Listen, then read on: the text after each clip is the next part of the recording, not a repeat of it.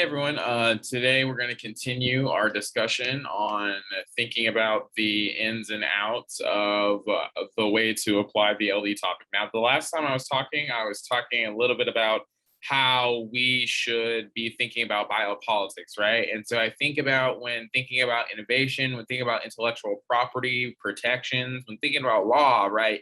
We all want to be thinking about, power, right? We want to think about sovereign power, we want to think about biopower, any type of disciplinary power that works in order to govern an individual or population in general is basically what I mean when I'm talking about biopolitics. Now, the reason why it's important in terms of the LD topic is because we can connect environmentalism and its violence, and we can connect the pandemic.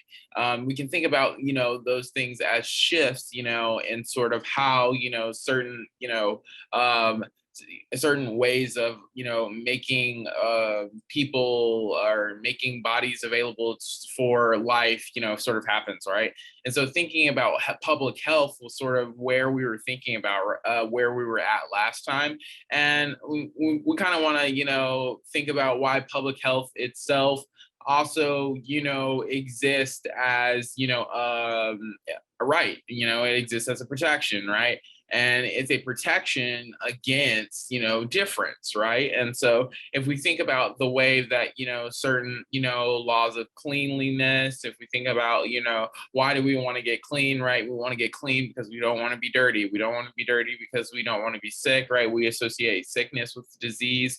And so we associate the opposition of disease with life, right? And so therefore we sort of create and produce, a sort of trope where those who are, seen as diseased are not seen as having, the same value to life as someone who does not have a disease, or, we deem ourselves unable to live with those individuals, right? And that's sort of how biopolitics exists, right? It's not sort of a dictatorship, dictatorship where, rule is sort of, happens at the whip, right? It's not like, where you're chained up, but, control over the environment, control over how bodies, designate what is and what isn't livable is basically what we're sort of getting at when we're sort of talking about biopolitics and we're sort of talking about public health, right? And so it's thinking about the degree of influence that those things have over the systems that make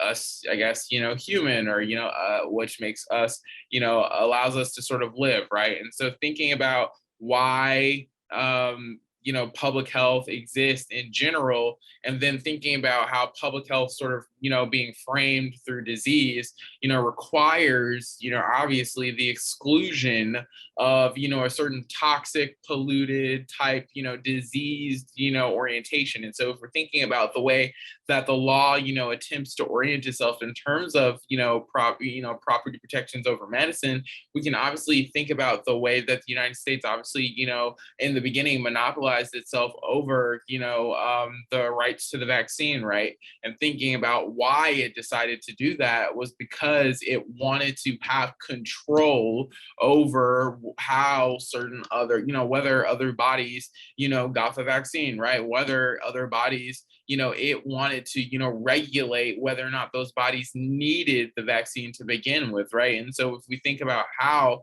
public health attempts to control the cleansing process of diseased bodies, we can sort of trace that development, right, to sort of the control of urban space, right? Think about urban space. We think about how it is created in opposition to cleanliness and a sort of the human, right? And so we think about how they are just gradually associated with waste, right? And they are gradually associated with the opposite of cleanliness, and that's how the stigmatization of toxicity becomes a sort of cultural trope that's projected onto certain individuals who sort of can't escape, who can't afford, who do not have access to the same type of technologies or mechanisms that allow them to no longer be categorized as that. And so thinking about the thought process that produces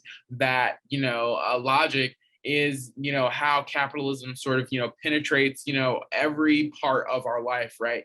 It governs why and how we get up in the morning and how we exist, right? And so that's why the thinking about health or thinking about medicine as a as a basic necessity, all of those things depend on a certain structure that produces capitalism, and it depends on a structure that also produces commodity forms, right? It's like, obviously people need those things, and so the nation state uses the fact that those things are important, that those things are life and death situations, and then governs its improvements to those things through new violent forms of liberal regulation.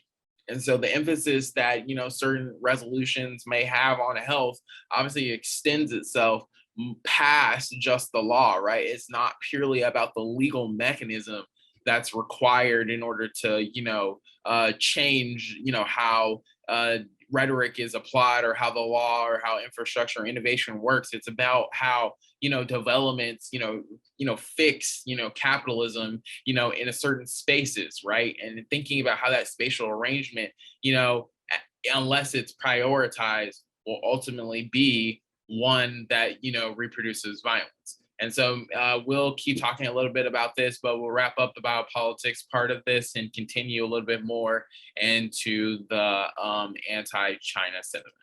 Thanks.